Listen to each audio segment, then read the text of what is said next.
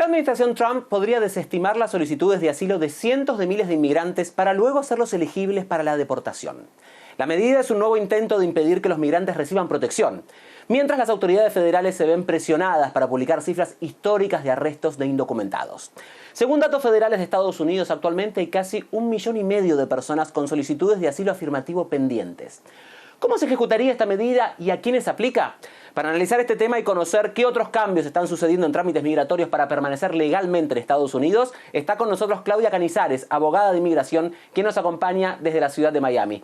Claudia, gracias por estar con nosotros. Comienzo preguntándole por el tema de las solicitudes de asilo.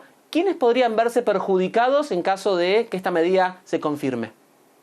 Aquellas personas que entraron por la frontera y fueron procesados en la frontera, pero nunca fueron ubicados en la Corte de Inmigración, nunca les llegó una fecha de corte. Muchos de ellos aplicaron para asilo de forma afirmativa para no perder la protección de aplicar antes del año. Lo que está haciendo USCIS es que está revisando los casos y en aquellos casos que ve que la persona tenía que haber estado en corte cuando la persona entró a los Estados Unidos, les está refiriendo el asilo directamente para la corte y poniéndoles el notice to appear que habían recibido en la frontera. Es decir, todos estos casos están saltando el paso de la entrevista de USCIS y están yendo directamente a la Corte de Inmigración. Y en ese sentido, ¿qué significa que vayan directamente a la Corte de Inmigración y cómo los complica en este tema? En ese sentido, lo primero que puede suceder es lo siguiente. Cuando tú haces la entrevista de asilo afirmativo con la oficina de USCIS, tienes probabilidades más altas de poder ganar la aplicación de asilo. Sin embargo, cuando te transfieren el caso para la corte, las posibilidades que tú ganes un caso de asilo en frente del juez de inmigración son menores. No solo eso, estamos viendo que en las cortes de inmigración, los jueces están desestimando los casos cuando DHS lo pide, y entonces están deteniendo a las personas fuera de la Corte de Inmigración para deportarlos de forma expedita. Esto es una cadena. Si la persona lo transfieren para la Corte de Inmigración y luego el fiscal pide la desestimación del caso con la intención de priorizar a la persona y deportarlo de forma expedita, desafortunadamente lo pueden hacer debido a un caso conocido como Matter of QLE que salió en publicación recientemente. Entonces pueden detener a estas personas o a estas familias, procesarlos de forma expedita y sacarlo de Estados Unidos sin nunca ver a un juez. Si una persona es detenida bajo este proceso, tiene que saber que tiene derecho a pedir una entrevista de miedo creíble. Quería preguntarle justamente qué puede hacer una persona que se encuentra en esta situación. Primero, antes de ir a presentarse ante el juez, ¿hay algo que pueda preparar en su caso o que pueda tener en cuenta para tratar de evitar esta situación de que finalmente se le niegue el asilo y se pueda pedir su detención? Y llegado este otro paso, ¿qué puede hacer una persona que está en esa situación? Ok, lo primero que una persona debe hacer es revisar su caso, asegurarse de que el caso también esté bien preparado, porque existe un caso que también fue publicado recientemente que le permite a los jueces de inmigración revisar las aplicaciones de asilo y si las aplicaciones de asilo no tienen los requisitos mínimos necesarios, el juez te puede negar el asilo sin hacerte una audiencia.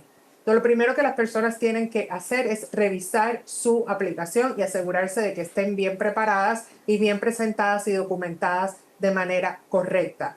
Lo otro es que cuando te toque ir a la corte debes ir acompañado con un abogado. Es verdad que el gobierno puede pedir el cierre del caso, pero nosotros como abogados de inmigración podemos pedir que no te hagan el cierre del caso y tenemos ciertas objeciones que podemos hacer para evitar ese cierre.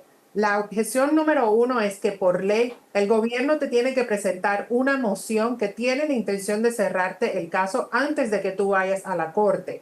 También, si tú tienes una aplicación pendiente, tú puedes exigir que la aplicación te la procesen correctamente y que no te cierren el caso porque tú tienes esa aplicación pendiente. Estas objeciones son importantes levantarlas y conservarlas en caso de que el juez te cierre el caso para que tú puedas presentar una apelación.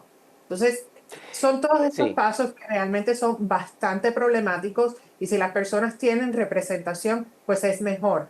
Quiero que también sepan que existe representación gratuita. Hay muchas organizaciones que dan representaciones de bajo costo. Si usted va a la Corte de Inmigración, puede recibir un listado de abogados que lo pueden representar de bajo costo. Quiero preguntarle ahora por los cambios en la obtención de la Green Card. No han sido grandes cambios, pero comienzan a complicarse, hay nuevos requisitos, sobre todo en las aplicaciones por matrimonio. ¿Qué es lo que ha cambiado y qué hay que tener en cuenta? Todas las aplicaciones de residencias ahora van a recibir una entrevista. Anteriormente, aquellas aplicaciones de residencia, supongamos que era una residencia para un niño menor de edad o una residencia para un esposo, pero la residencia iba bien documentada. Cuando el oficial revisaba el caso, a veces decía, no hace falta la entrevista. Ahora, por ley, tienen que hacer la entrevista a todo el mundo. Esto complica los procesos de residencia porque las aplicaciones se van a demorar mucho más. Las oficinas de USCIS tienen un límite de oficiales que pueden hacer entrevistas por días y ellos hacen entrevistas también de naturalización. Entonces, al exigir que todo el mundo tenga que ser entrevistado, pues esto crea ciertos atrasos en las aplicaciones de USCIS.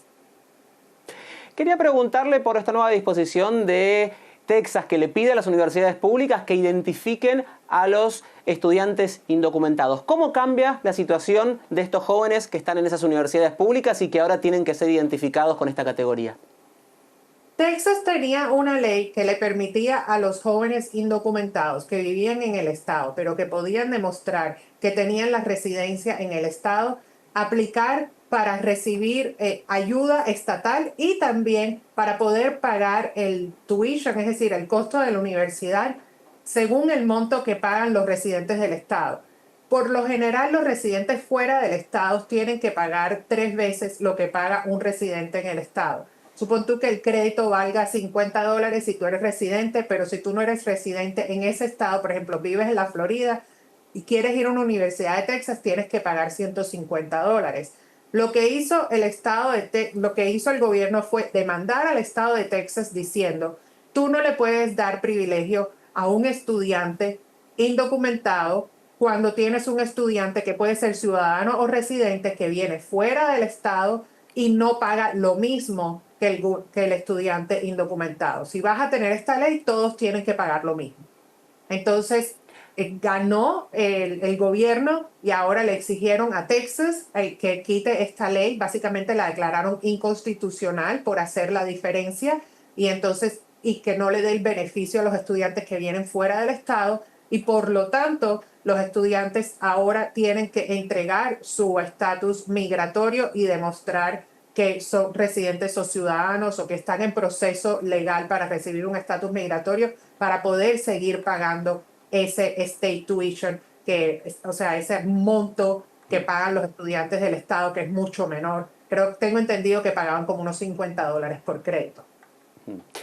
Claudia, por último, quiero preguntarle, teniendo en cuenta todos estos cambios de los que hemos hablado a lo largo de la entrevista, ¿qué recomendaciones podemos darle a la gente que tiene que ver cómo regulariza su situación inmigratoria en los Estados Unidos? Ya sea un estudiante, sea una persona que ha pedido asilo o que está tratando de obtener su tarjeta de residencia por alguno de estos puntos. ¿Qué consejo podemos darle a esa gente? El consejo número 1 es que si tú tienes una aplicación pendiente y hasta ahora mismo has hecho los trámites por tu cuenta, que vayas a consultar con un abogado de inmigración lo antes posible. Si todavía no has presentado ningún trámite y quieres presentar un trámite nuevo, obviamente busca un abogado de inmigración y asesórate. A lo mejor no es el momento para que presentes una aplicación nueva, a lo mejor el abogado te va a recomendar que esperes un poquito, a lo mejor te va a decir sí, pero esta es tu mejor estrategia. Es importante que cualquier decisión que vayan a tomar la tomen seguros de lo que están haciendo. La asesoría legal ahora mismo es esencial para todas las personas. Incluso les recomiendo que tomen más de una opinión legal. Es decir, que vayan a más de un abogado antes de tomar una decisión en qué es lo que van a hacer en su caso, porque la realidad es que diferentes abogados van a tener diferentes opiniones y siempre es importante que tomes más de una opinión antes de tomar una decisión final en qué vas a hacer con tu caso y qué estrategia vas a seguir. Y lo más importante, no es momento de ir sin representación. Lo quiero volver a recalcar, no necesariamente tienes que pagar un abogado privado. Existen recursos para obtener abogados de bajos recursos o abogados gratuitos y el listado de abogados están en todas las cortes de inmigración. Claudia, gracias por haber estado con nosotros. Era Claudia Cañizares, abogada de inmigración, que nos acompañaba desde la ciudad de Miami.